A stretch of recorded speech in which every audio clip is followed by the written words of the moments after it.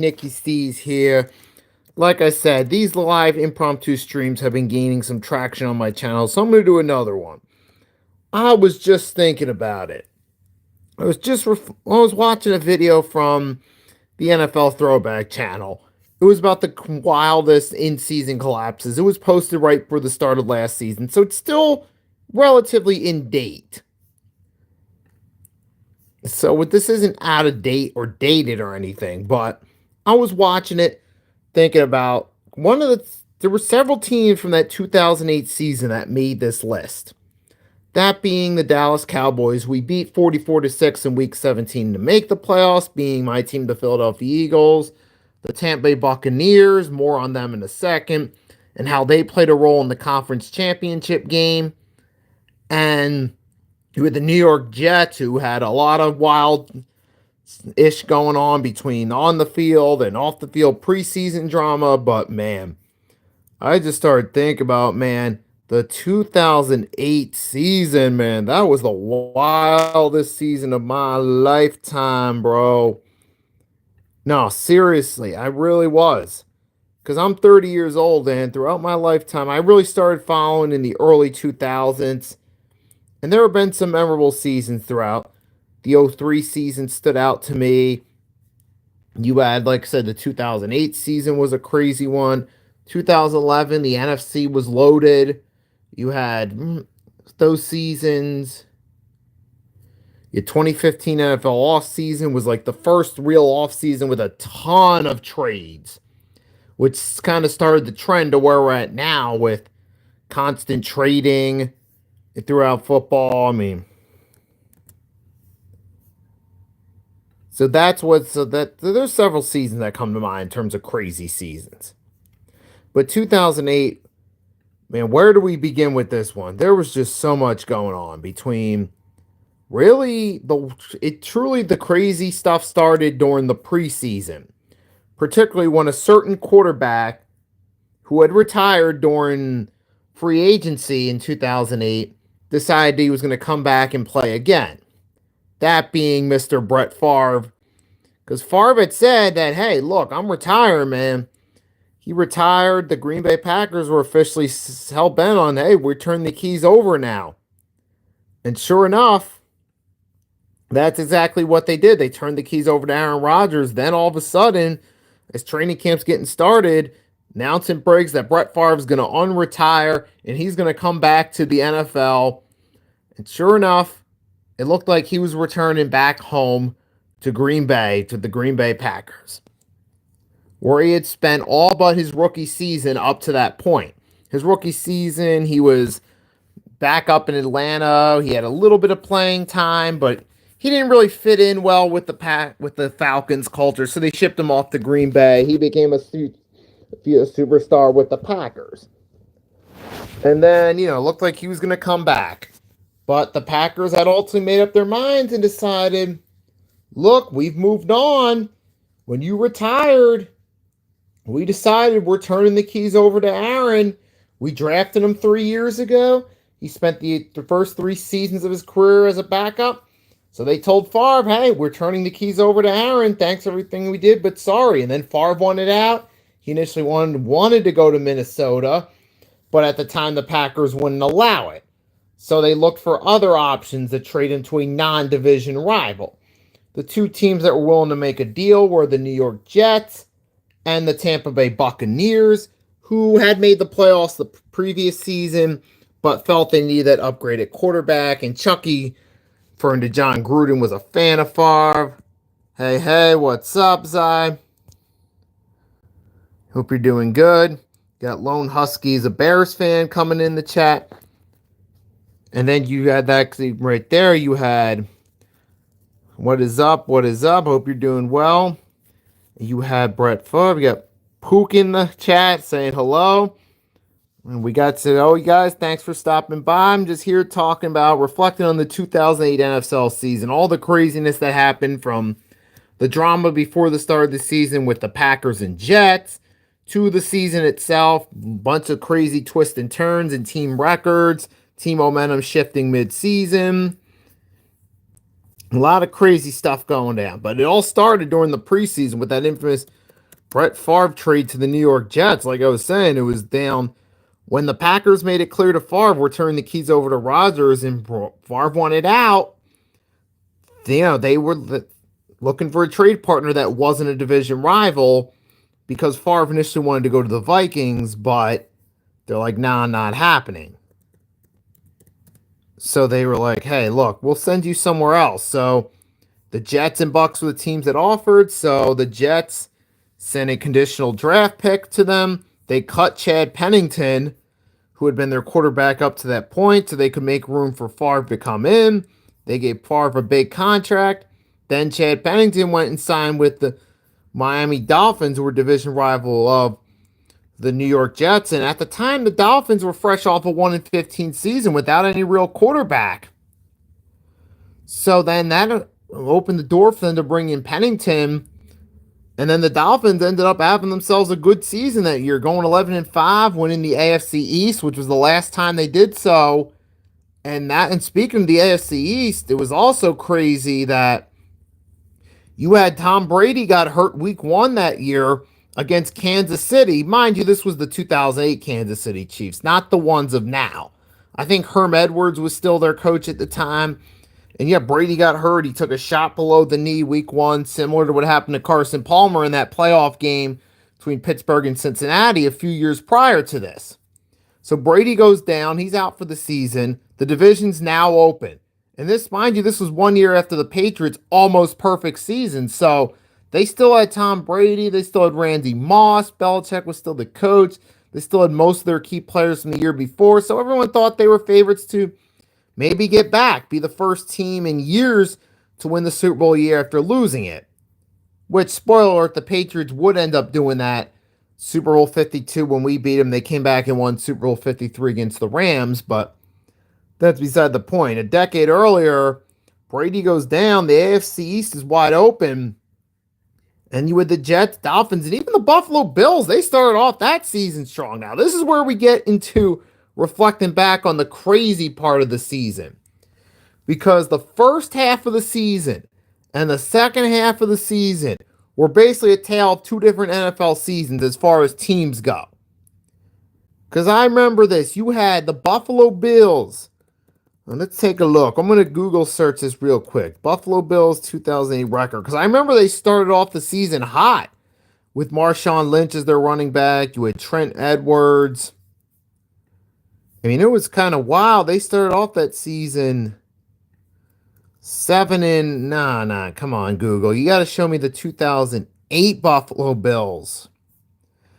Because I want to give you an indication. Let's see. So, Buffalo in 2008. This is when they had Trent Edwards, Stevie Johnson. They started off the season 4-0. They beat Seattle, who ended up being trash that year. They beat the Jaguars. They beat the Raiders, and they beat the Rams. But now that I think about it, yeah, Buffalo's 4-0 start, with all due respect to Bills Mafia, wasn't that great. Because I'm looking at the teams they played to get on that 4-0 start. They were mostly beating trash teams. And by trash, I mean trash at the time, like the Seahawks, the Raiders, and the Rams. All three of them were garbage at the time. Jaguars were mediocre. Put it this way, the Jags at the time with Jack Del Rio as the coach and David Garrard as the quarterback were better than they are last year, and expectation-wise going into this season. But they went 4-0, mostly on an easy schedule. Then they lost to the Cardinals, who, spoiler alert, were the underdog team that made it to the Super Bowl. They did beat the Chargers, but Chargers are another crazy team from that season. They started off 4-8, won 4 straight, and it was enough to win the AFC West. So that's another crazy one. But here you were. They were 5-1. Then after that, their schedule started to get tougher. And then that's when the Bills collapsed and started to, show their, at the time, average to below average status at the time. They lost to Miami, who would end up going on to win the division. Lost to the Jets, lost to the Patriots, lost to the Browns. Did beat Kansas City, then lost to the 49ers, who were pretty mediocre. Lost to the Dolphins and the Jets again. So they got swept by both those teams. They did beat the Broncos and then lost to the Patriots to close out the season. But that was one instance of a team who started off looking like they had some promise and then collapsed right there. Bills started off 5-1 off a relatively easy start to the schedule, then collapsed later in the season, finished 7-9. Speaking of collapses, then you had the infamous Brett Favre season with the Jets, man. Because early on in that season, it was looking like the Jets were clicking on all cylinders early because they were 8-3. Favre was, out there doing his thing. It looked like the Jets were really going to be. It looked like they had a shot at maybe making a run. Like I said, the division was open that year. Brady was out. New England wasn't as strong. They still did end up finishing with a winning record that year with Matt Castle, but New England wasn't at full strength without Brady, so the division was open, and the Jets, they were killing it with Favre early on. They had Brett Favre, Thomas Jones as their running back. They had themselves some decent receivers, and, things were going well.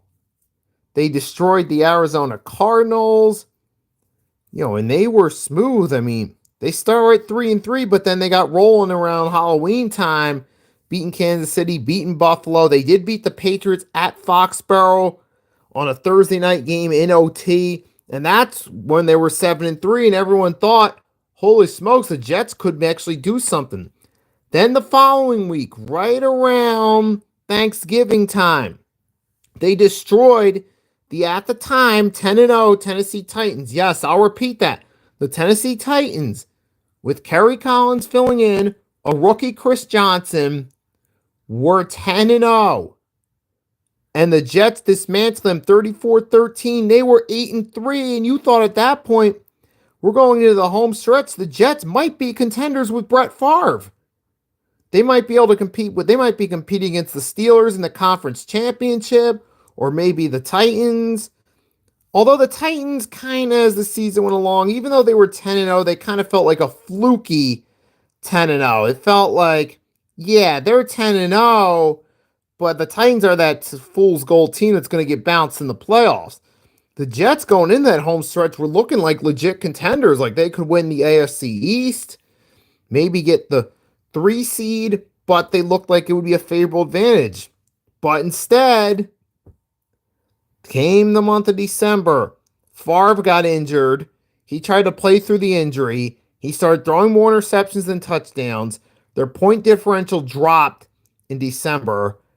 They were averaging during that final stretch about 15 points per game, when prior to that, they'd been averaging a little over 30 points per game. And that's when the Jets' epic collapse happened. So all that drama with them bringing in Favre, catching everyone by surprise, all of a sudden now they're a hot subject going into the season, when prior to that, they were an afterthought to the Giants, who were the defending Super Bowl champs going into that season. And that's another crazy story too, mainly due to off-the-field drama that happened later in the season, but we'll get to that as well. I'm telling you, yeah, there's a lot of stuff to talk about, to go just to reflect on, remember why the season was so crazy.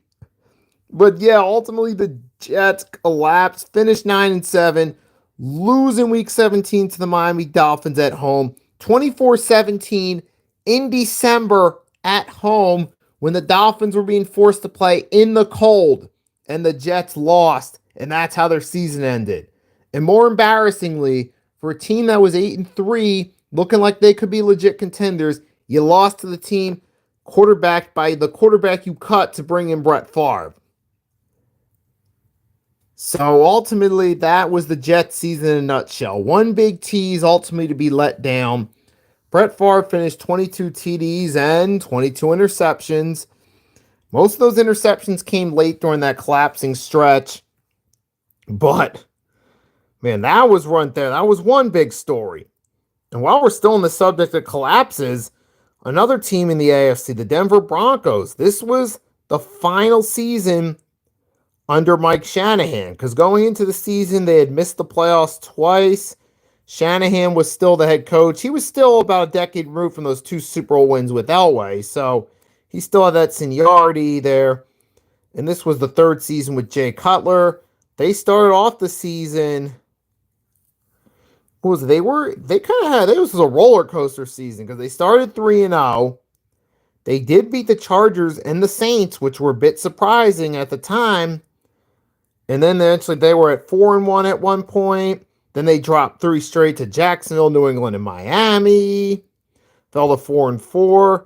Then they won against the Browns, and they beat the Atlanta Falcons at the Georgia Dome, who made the playoffs with a rookie Matt Ryan that year. Then they lost to the Raiders with Lane Kiffin as the Raiders coach. That's a whole nother story in of itself. But then the Broncos won 2 straight. They beat the Jets, which started the Jets' collapse. They beat Kansas City, who was trash at the time. They were 8-5. All they needed was 1 win in their final 3, and they would have won the division. But instead, they lost 3 straight, including a Week 17 winning get-in game against the San Diego Chargers. Pretty much, going into that game, Chargers were 7-8, Broncos were 8-7. Pretty much all that has to happen is, hey, one team has to win. Whoever wins the division, gets a home playoff game, losers out of the playoffs. And what happened? The Broncos, not only did they lose, but they lost 52-21 in embarrassing fashion. The Chargers absolutely obliterated them in this game. And that was the end of the Shanahan era in Denver. Then came Josh McSnakeoil, aka Josh McDaniels. But in the long haul, it all worked out better for the Broncos because eventually, a few years after all that went down, they landed Peyton Manning and all those mediocre to below average years in the late Shanahan and Josh McDaniels years were a thing of the past. But the Broncos were another collapse. Oh, and speaking of collapses, I talked about at the beginning of the stream, Tampa Bay.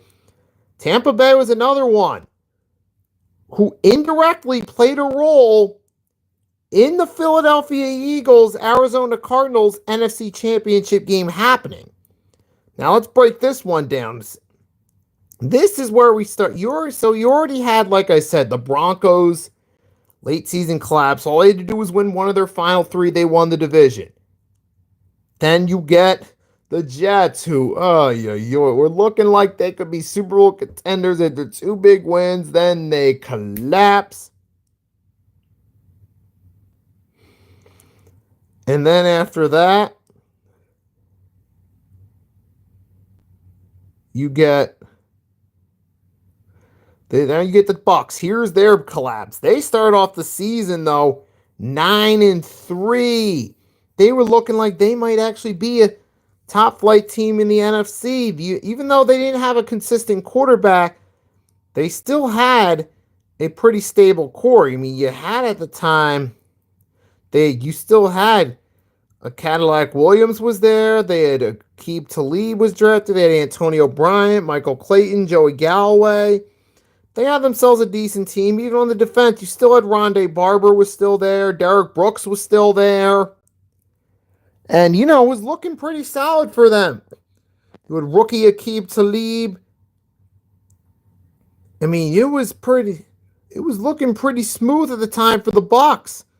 They were 9-3 entering December. They were in a tight race with the Panthers. But then first they lost a Monday night game at Bank of America Stadium in Carolina, 9-4. Then they lost to the Falcons, 9-5. Spoiler alert, the Panthers would win the division. Falcons would make the playoffs at 11-5 behind rookie Matt Ryan. Then they lost to the Chargers, who, like I said, were 4-8, finished off 8-8. I mean, just damn, you're starting to see all this crazy shit. But then, last but not least, they lose to the Raiders, Week 17, and that set the stage for the Philadelphia Eagles versus Dallas Cowboys' infamous 44-6 game, where the Eagles destroyed the Cowboys 44-6, so which meant Eagles got the 6th seed, Cowboys fell to 9-7, they were out. And during the playoffs, Eagles beat the Vikings in the wild card, upset the Giants at Giants Stadium in the divisional, which ended up being the last game at Giants Stadium. And that set up the infamous Eagles-Cardinals NFC Championship game, which I, as an Eagles fan, still remember to this day begrudgingly, We beat the Giants. They were defending Super Bowl champs. We looked like from there, all the momentum was ours. All we had to do was just go into Arizona, beat the Cardinals, because we beat the Cardinals during the regular season on Thanksgiving Day at home, or Thanksgiving night, I should say, in pretty decisive fashion. Brian Westbrook had himself a phenomenal game. We destroyed the Cardinals and put up over 40 points against them. And that was at a time we were 5-5-1, and that started the turnaround for us to finish 9-6-1 and get the 6th seed. So it looked like at the time, hey, we beat the Cardinals once, we're going to beat them again in the conference championship. We're going back to the Super Bowl. But that's not quite what happened. Larry Fitzgerald and Kurt Warner had other plans in mind. But the point being is, now tying this back to Tampa Bay's collapse after that 9-3 start, that 4-game losing streak the Bucs went on to finish the season played a role in us getting in the playoffs that year. Because if Buccaneers would have won just one of those final 4 games, say the Raiders game in week 17, they were favorites to win. If they would have won that game, they'd have finished 10-6. They'd have had 10 wins. We'd have had a 9. We would have automatically been out of the playoffs. So, and then you're looking at an entirely different road to Super Bowl 43 from the NFC side. Because then you get, it's Vikings versus Bucs and Cardinals versus Falcons. Cardinals still beat the Falcons, but then Vikings versus Bucs. That ends up being a different story, and then that affects everything else. So let's say the Vikings beat the Buccaneers in this alternate scenario. Then you would get the Vikings playing the Panthers, which ended up being the Cardinals-Panthers. And then it's Cardinals-Giants at Giants Stadium, which ended up actually being the Eagles and Giants. And then who knows, maybe in the cold, the Giants had the advantage over the Cardinals. But then again, considering how dominant Fitzgerald was for them, the Cardinals probably would have been the team that upset the Giants and then went on the road and beat the Panthers in the NFC Championship anyway. So I don't think it would have changed much, but who knows? Maybe that one tweak would have altered the course of history. Maybe we wouldn't have gotten Steelers and Cardinals. Maybe Steelers and Giants, or who knows? Maybe Steelers and Panthers. I don't know, but it's crazy how you think about just that one little thing would have altered the course of history. But it's crazy, though. That Bucs collapse set the stage for that Eagles-Cardinals conference championship. And it's crazy because I have a work buddy who's a Cardinals fan. We talked about that, and I brought it up that, hey, Tampa Bay Buccaneers' late season collapse helped the Eagles get in the playoffs, which indirectly set up that Eagles-Cardinals game. So Tampa Bay indirectly played a role in the Eagles playing the Cardinals in that infamous conference championship game.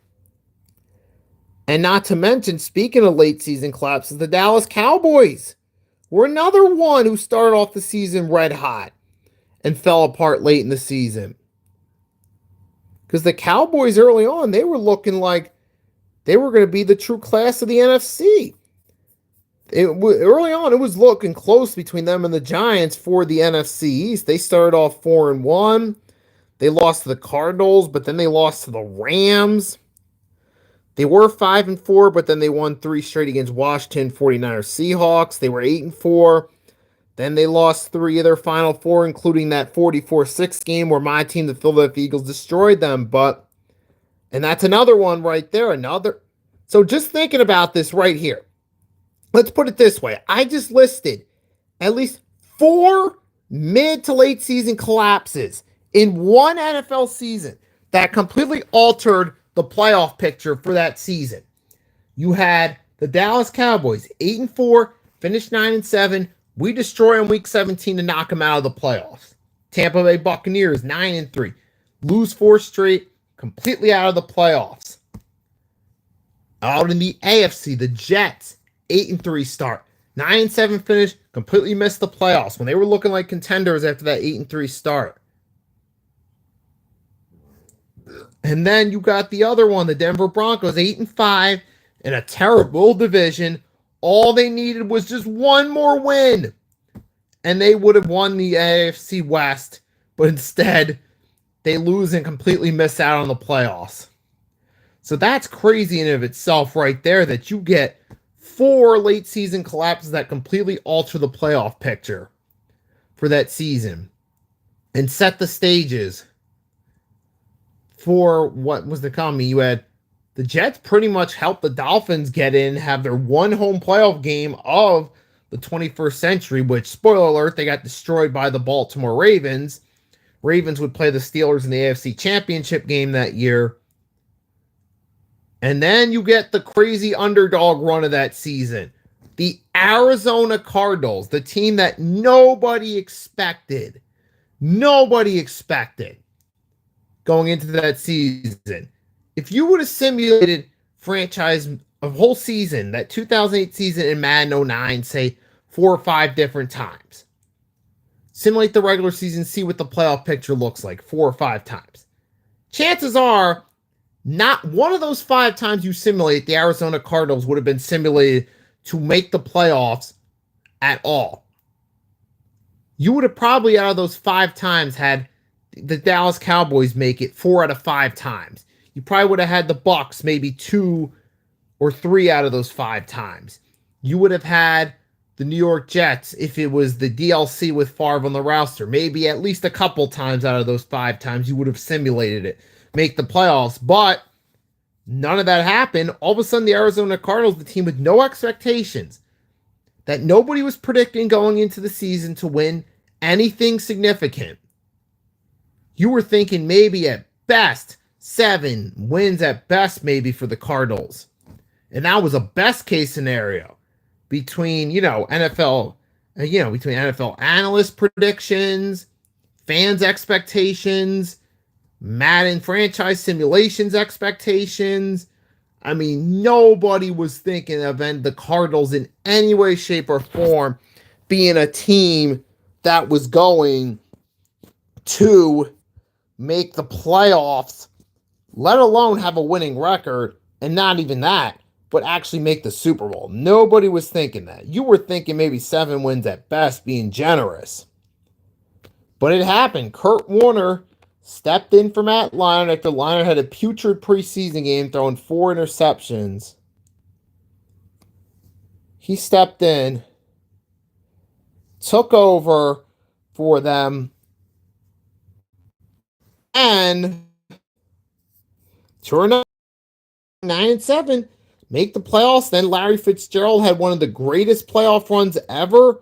Let's not forget that, too. That's insane. But even then, when the Cardinals ended up going 9-7, winning that division, at the time, it was like, hey, nice job. Nice run by the Cardinals. At the time, I was just like, all right, they made the playoffs. I'll give them that.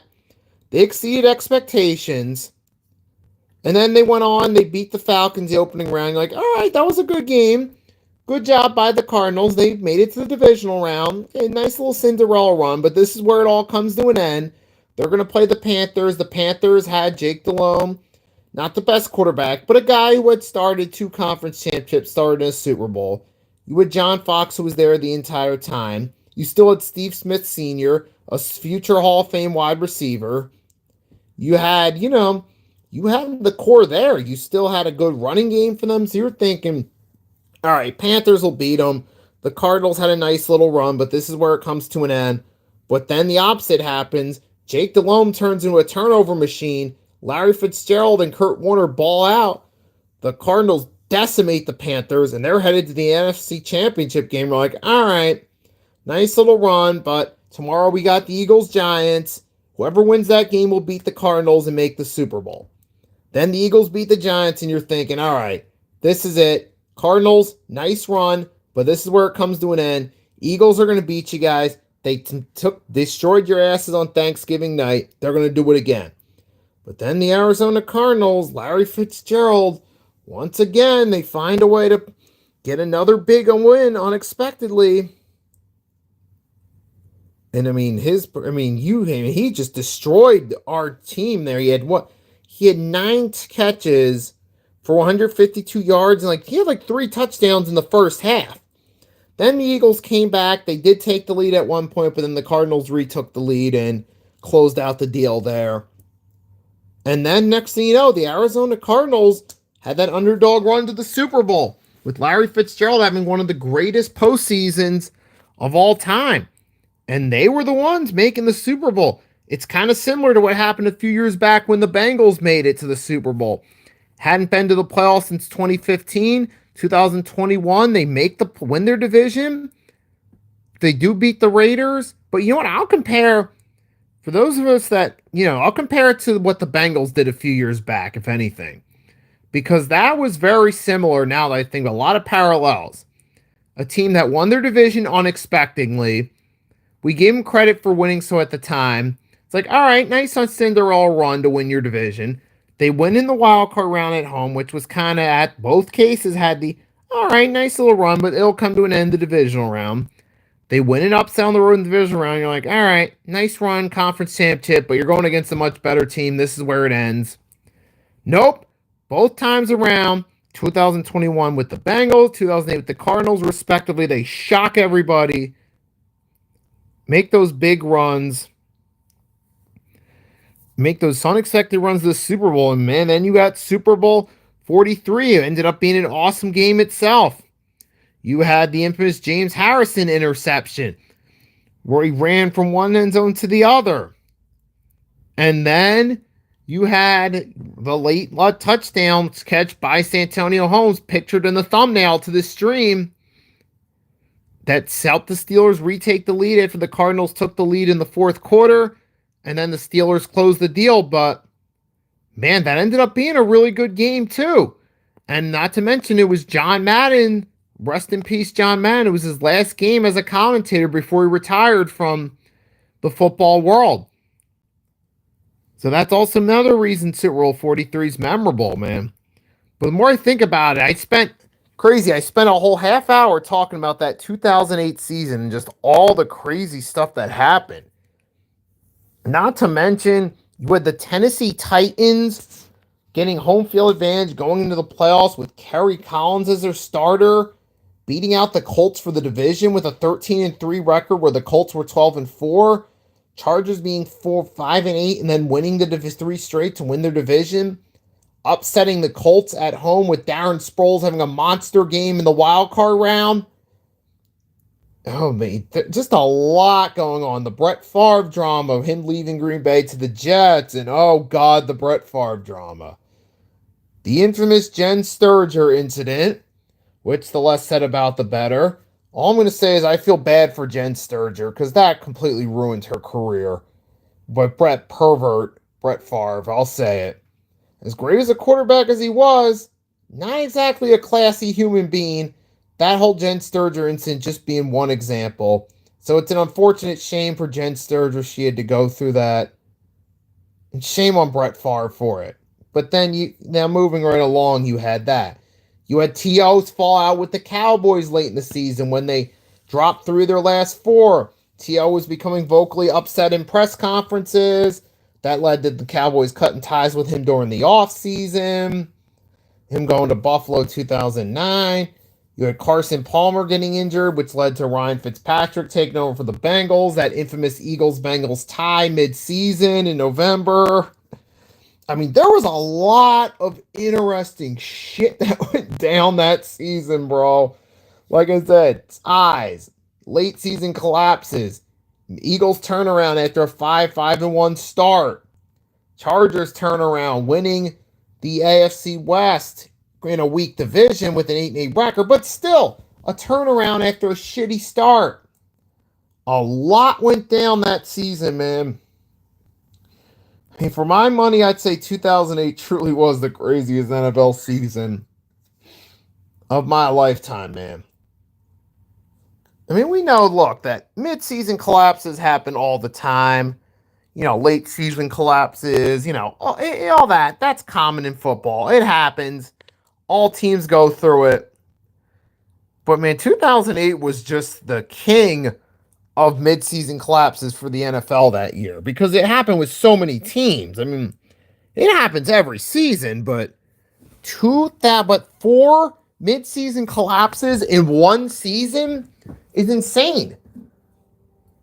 Because, look, like I said, every season has it. You had the previous year.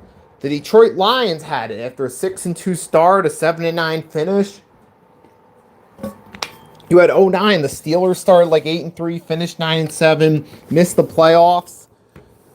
You had, of course, recent years. You had the 2023 Jaguars with that 8-3 start, followed by that abomination to close out and miss the playoffs.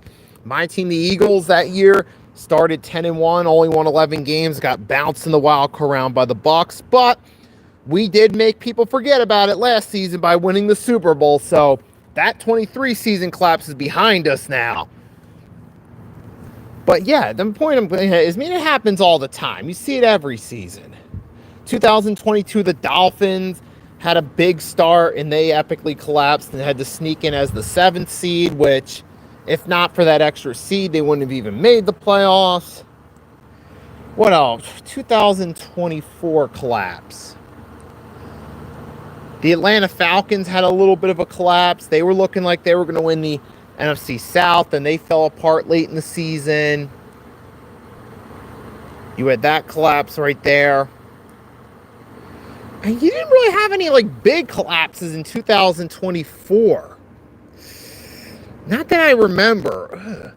I think the biggest collapse was the Atlanta Falcons, which wasn't even that big a collapse. I mean, you did have the Seahawks were like 8-5, 8-6, I think, but that really wasn't a big collapse there.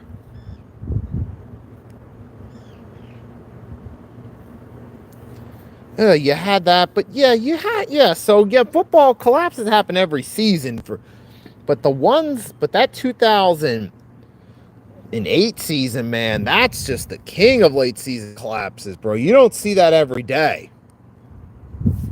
You don't. And you had 2021. You had the infamous collapse with the Cardinals after a 7-0 start to only make a wild card round and get destroyed by the eventual Super Bowl champion Rams. 2020, the Steelers, after an 11-0 start, finished 12-4, get destroyed by the Browns at home in the wild card. Who had those? So yeah, you have those collapses every season. You had 2018. Who else did you have? What are some other infamous collapses that occurred?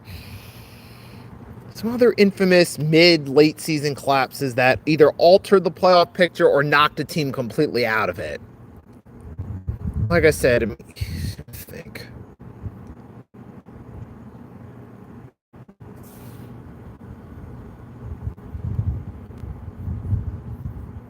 2000. You had 2012, the Chicago Bears started 7-1, finished 10-6, but missed the playoffs with a 10-6 record after a 7-1 start. That's another collapse. The 2014 Eagles, who started 9-3, won one of our final four and missed as the 7th seed with a 10-6 record. This obviously before they added the 7th seed. But there's another one. What else? You had those 2000. I think, were there any big collapses in 2015? I don't really remember. I don't think there were any big collapses in 2015. Although you did have 2016, you had the Vikings start 5-0. Then they ended up going 8-8, missing the playoffs. You had that one. I'm trying to think. 2017, were there any? Well, you did have the Ravens. Were with 9-6. They had the game against the Bengals. Won. They gave up a touchdown on 4th down. That set the Bengals the win. Gave the Bills the playoff spot. This was with Tyrod Taylor. This was before Josh Allen got there. With that collapse, you had the 2003 Vikings. Their 6-0 start followed by a 9-7 finish with the infamous Nate Poole touchdown. The Cardinals have knocked the Vikings out of the playoffs. Damn, I feel bad for Paul Allen, but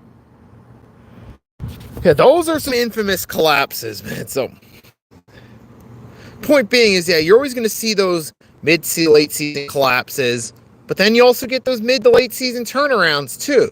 Like you had the Eagles after a 5-1 start, turned it around to make the playoffs. Hey, 2018, Eagles started 4-6, finished 9-7, won the got the 6th seed, beat the Bears.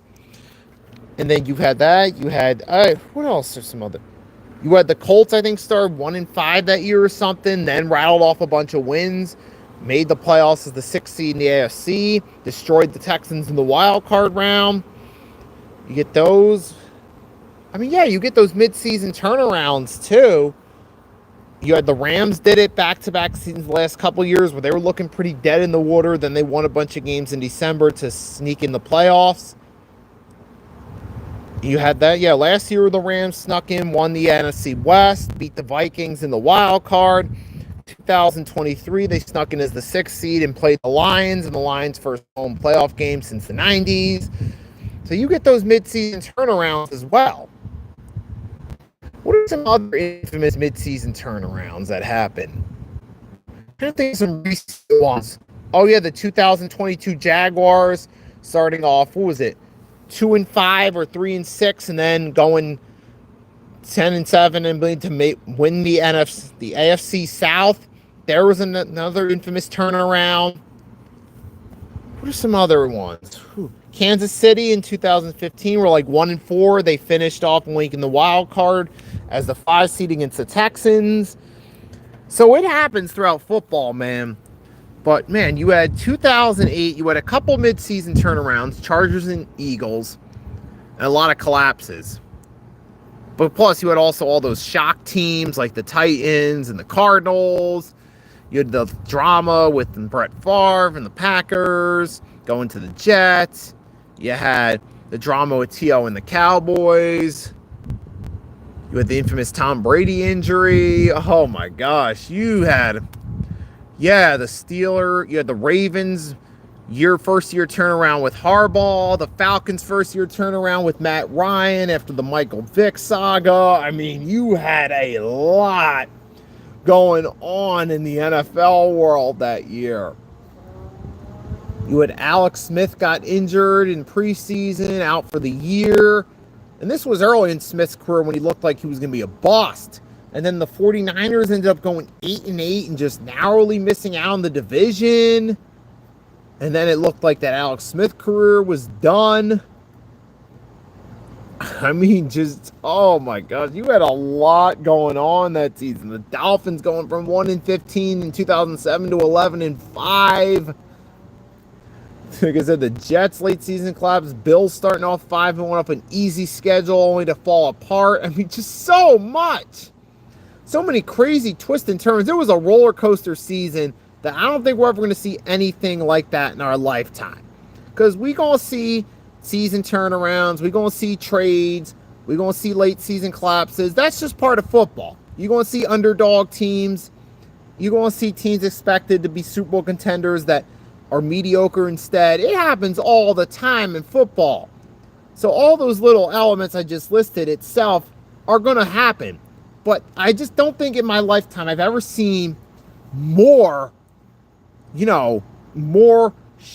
Super Bowl favorites not even make the playoffs, underdog teams, turnarounds, collapses, locker room drama. I haven't seen that much combined into one season across the NFL in my lifetime like we did the 2008 season. That's what makes it the craziest season of my lifetime, is there was just so much of it in one season. It was just it was like a Hollywood movie for real. That season was like a Hollywood movie or like a high-octane WWE script. It was. Just so much going on in one season, man. So I'll leave it at that, man. 2008 season was the craziest NFL season of my lifetime. Wanted to get that off my chest. So with that being said, I hope you guys enjoyed this. Tomorrow, I'm back at it with 2 planned streams. First, 11:30 a.m. Eastern Standard Time, episode 23 of the 3-Point Blitz. Your boy Nicky Stees. We're going to talk about the winners and losers of NFL preseason and some of the major roster moves that went on. Shaul Sanders getting cut from the Bucs. Amari Cooper signing with the Raiders, which just happened today. Jackson Dart. We're going to talk about all that tomorrow, 11:30 a.m. Eastern Standard Time on my channel and the Hardcore Sports Network. Then at 5:30 p.m. Eastern Standard Time, your boy's going to talk about the Philadelphia 53-man roster, which finalized at 4 Eastern Standard Time tomorrow, so stay tuned for that. That's all I got for you guys. Got a big day tomorrow. 2 big live streams coming with you, talking football. So get ready for it. With that being said, like I said, y'all have a great night. Until next time, it's your boy Nicky Stees signing off. Peace.